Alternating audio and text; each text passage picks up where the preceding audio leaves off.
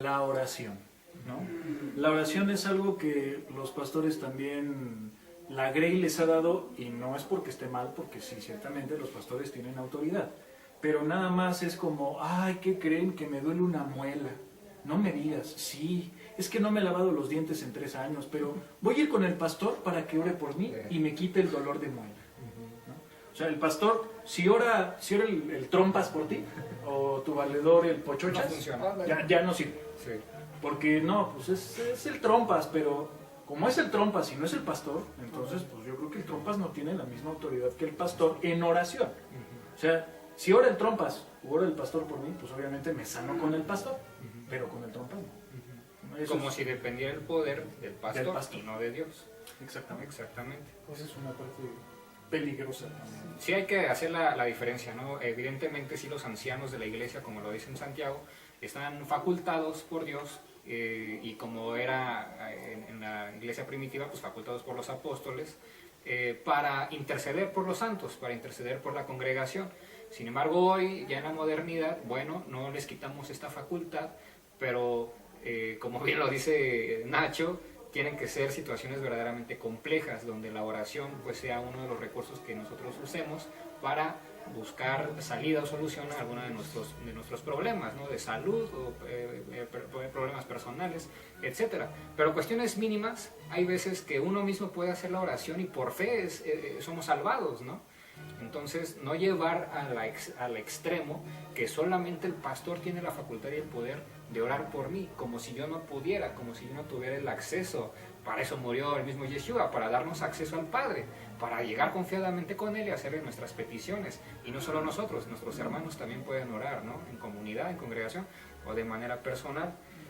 Y bueno, antes de que se nos termine el tiempo, todavía nos quedan unos minutos para este foro, no hemos tocado esta parte científica, porque es por eso que también hacíamos nosotros la mención de nuestras profesiones, porque muchos pastores hacen ciertas interpretaciones pseudocientíficas de la Biblia, y en especial vamos a tocar el tema de Génesis, por ejemplo, sí, ¿no?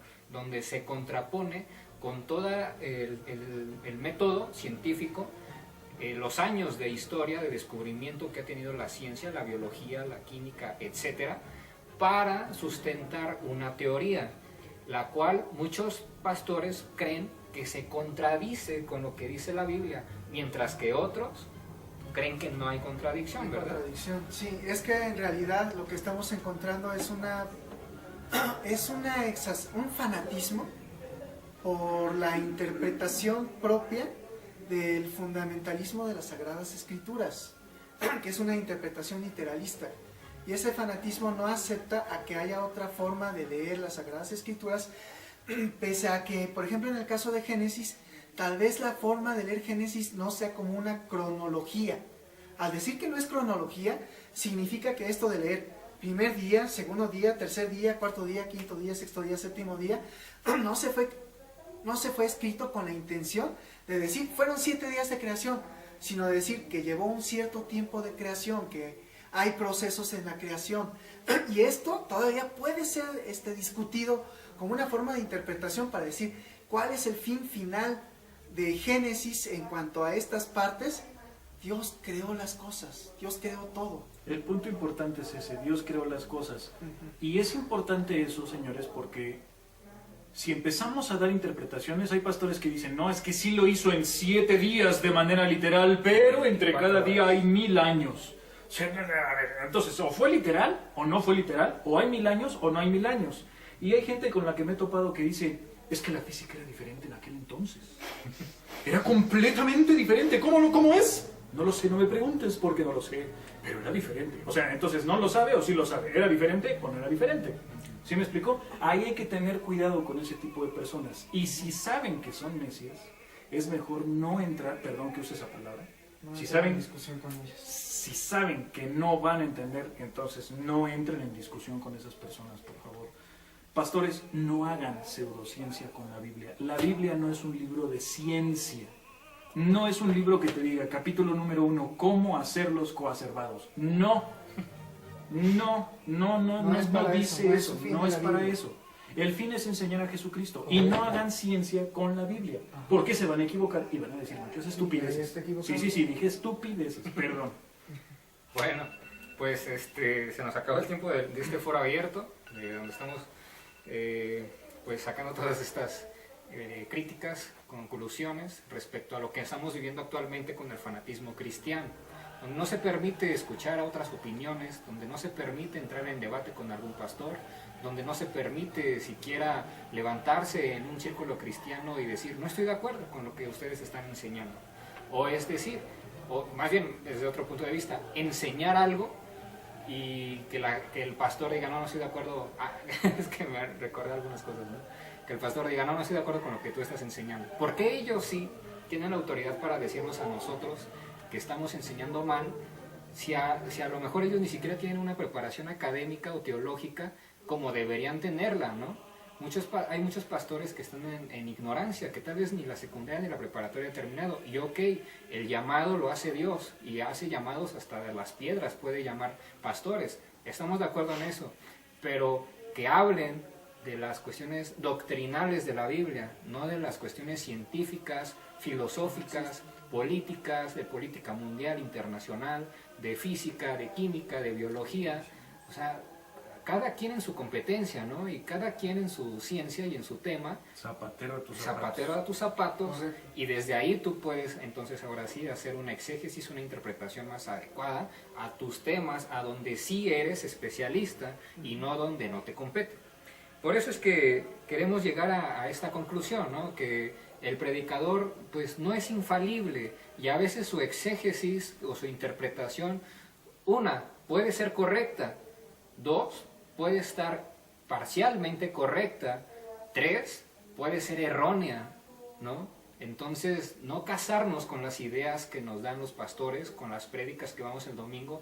Hermanos, los invitamos a que estudien, a que lean, a que formen su propio criterio, que no se queden solamente con lo que escuchan los domingos o cada que se reúnen ustedes en sus congregaciones. Sí, los pastores son una autoridad dentro de nuestras iglesias, dentro de nuestras congregaciones, pero también son seres humanos como nosotros, ¿no? Y a lo mejor tal vez nosotros dentro de esta plática nos hemos equivocado en decir algunas cosas, ¿por qué no?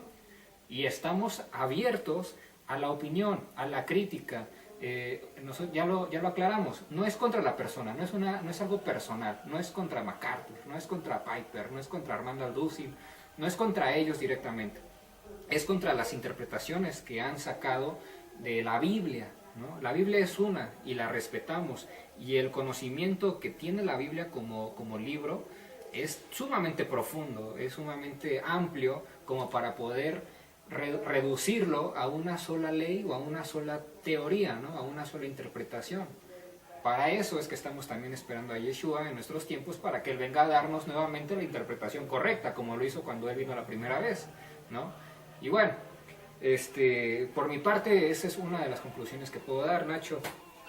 Bueno, la interpretación también no es de carácter privado, no es completamente de que yo la leo así y como a mí me conviene leerla así, pues entonces yo voy a dar mi interpretación para mis fines, ¿no? Y con esto podemos llegar a 2 de Pedro 1:20, donde dice: entendiendo primero esto, que ninguna profecía de la Escritura es de interpretación privada, porque nunca la profecía fue traída por voluntad humana, sino que los santos hombres de Dios hablaron siendo inspirados por el Espíritu Santo. O sea, ¿a qué es a lo que queremos llegar?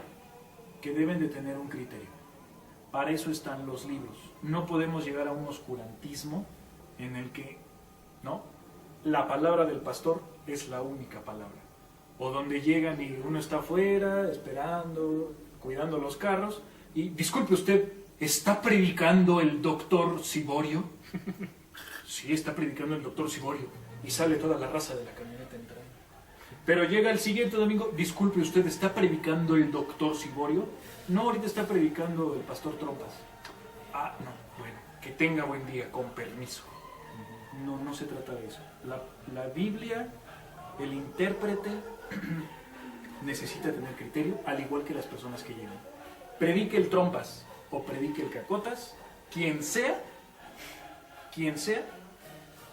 tiene que generarse un criterio para que lleguen y sepan de lo que están hablando.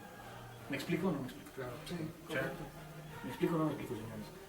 Cualquiera debe de poder interpretar con un criterio vasto lo que se está escribiendo aquí. Eso es muy importante. Así es. Berna. Bien, algo que de hecho Nacho ya citó, pero creo que para poder resaltar dentro de estos puntos conclusivos, tiene que ver con respecto a esto de la oración por los enfermos. Es cierto que el pastor se encuentra facultado por las Sagradas Escrituras, y estoy buscando justamente el versículo que... Santiago 5:14. 5:14, gracias. Que lo está justificando, como bien lo dice Jesús, que me ayudó. Si alguno está enfermo, que llame a los ancianos de la iglesia. Los ancianos se refiere a presbíteros, que resulta que de forma histórica un presbítero es un pastor. Entonces lo traduzco de forma contemporánea. Si alguno está enfermo, que llame a los pastores de la iglesia para que oren por él y en el nombre del Señor le apliquen aceite. Con esto dicho, pues para qué no, y cuando oréis con fe, el enfermo sanará y el Señor lo levantará, y si ha cometido pecados, le serán perdonados.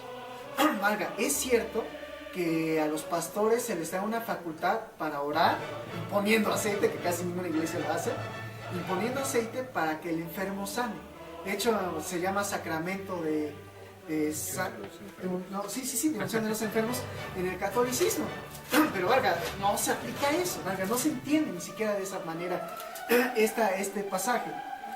Y resulta que uno diría, oye, no manches, entonces tiene que orar por mí un pastor y hacerme eso para que yo sane. Como Nacho hace la crítica, si viene el Cacotas, o si viene Ciborio, o si viene cualquier otro congregante, hijo de vecina, pues yo voy a decir, pues él va a orar, pero yo no creo que sane. Bueno, aquí fíjense lo que dice los pasajes, los versículos a continuación.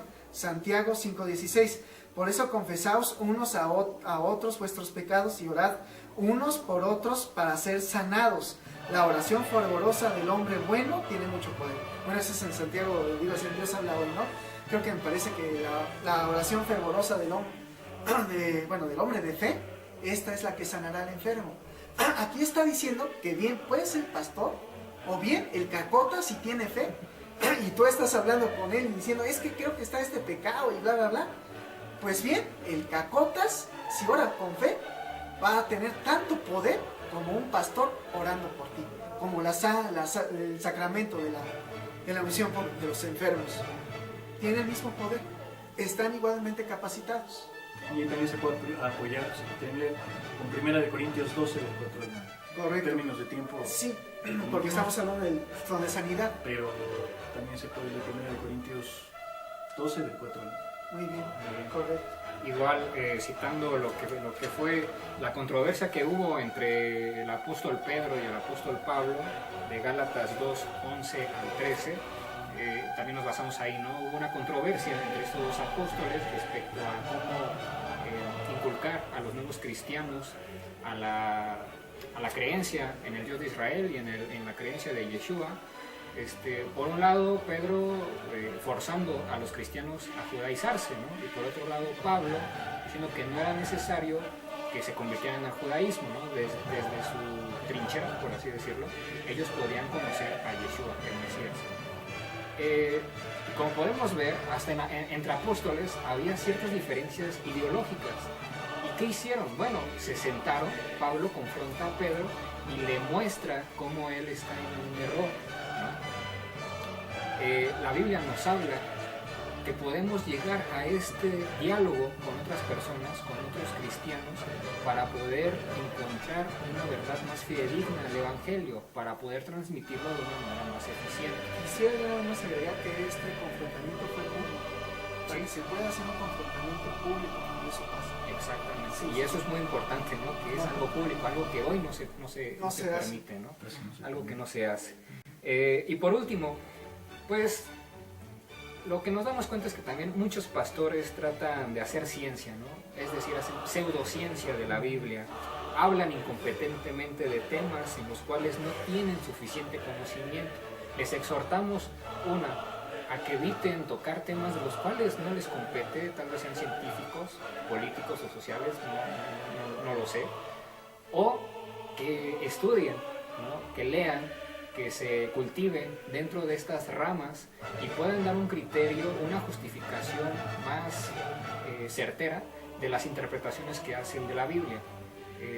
En ese sentido, debe haber una apertura cultural, como lo podemos justificar con Juan 1.9, Juan 8.32, y en el contexto histórico, donde muchos judíos y muchos científicos de nuestra época y de los siglos pasados fueron judíos que no dejaron de creer en Dios, y muchos de ellos también cristianos, ¿no? Es decir, la ciencia no está peleada con la creencia en un Dios, ¿no? Al contrario, creemos que la ciencia es una de las herramientas que podemos utilizar y que nos puede llevar al conocimiento de Dios, ¿no? De hecho, con base a lo que estás diciendo, podemos citar de manera corta que, por ejemplo, el famoso Darwin, que es el que pone a la iglesia evangélica actual a pelearse entre todos, fue teólogo. Él fue un cristiano evangélico teológico, ¿vale? Fue anglicano. Es cierto que hasta tuvo su discusión con su esposa al respecto a sus observaciones de la teoría de la evolución, pero finalmente... De la ley. ¿Perdona? De la ley de la evolución. Ah, sí, porque eso es de hecho la interpretación actual. La ley de la evolución, Stephen Jay Gould, pueden leerlo. Eso es lo que dice Stephen Jay Gould. Pero en su momento de Darwin, pues obviamente le chocó, pero él, a pesar de todo, aunque chocaba, por ejemplo, con su esposa, no dejó de ser creyente, no dejó de creer en Jesús, pese a que él decía, pues sí hay evolución. Y si alguien como Darwin, que fue el creador de la teoría, no dejó su fe por esto, ¿por qué nosotros vamos a dejar la fe por pensar en la teoría de la evolución, si ni su creador la dejó? Así es. Grandes pensadores científicos, Newton, también cristiano. Ajá, correcto. Los actuales precursores, digámoslo ya, descubridores, tenemos a William Phillips y Francis Collins, en el caso de la biología. Y de la física, y grandes judíos también que apoyan la física, ¿no? Creo que uno de los ejemplos más grandes es Albert Einstein. En el mundo de la psicología tenemos a Freud, también tenemos a Bohr. Bueno, pues por mi parte es todo. No sé. Pues por nuestra parte ya sería todo. Únicamente pues queremos dejar en claro que pues el fanatismo religioso tiene la incapacidad, o el fanatismo religioso es la incapacidad de aceptar diversidad cultural, de aceptar diversidad de opiniones, y esto deja a la sociedad estancada culturalmente, históricamente también, lo podemos ver en el medioevo, y no le permite evolucionar, ¿no? Evitemos esto, hermanos. Nosotros les exhortamos a que, como se dice, open mind, seamos open mind en el mundo cristiano, siempre y cuando nosotros también nos mantengamos firmes dentro de la fe y dentro de los pilares teológicos que conocemos todos, que es la salvación a través del sacrificio de Yeshua. No es por obras, es por fe, que la creencia en un solo Dios, el Dios de Israel, que Israel todavía es pueblo de Dios y nosotros somos también parte de Israel ahora, la resurrección de los muertos, que es la era venidera, la vida eterna, el reconocimiento de que Yeshua es el Mesías enviado por Dios para la salvación de la humanidad. Entonces, por mencionar algunos de los pilares fundamentales del cristianismo, donde nosotros estamos de acuerdo, en los cuales ahí sí, no hay debate, son leyes absolutas que vienen en nuestras escrituras, ¿no? De ahí en fuera, todas las demás interpretaciones pueden ser debatidas, pueden ser comentadas, criticadas y exhortadas, ¿no? Pero bueno, hermanos, les agradecemos mucho el tiempo, que nos hayan escuchado.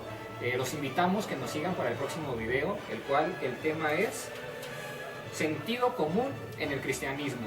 Va todo de la mano, ¿no? Entonces, les agradecemos, buenas noches, les mandamos bendiciones y nos vemos para la próxima. Hasta luego. No.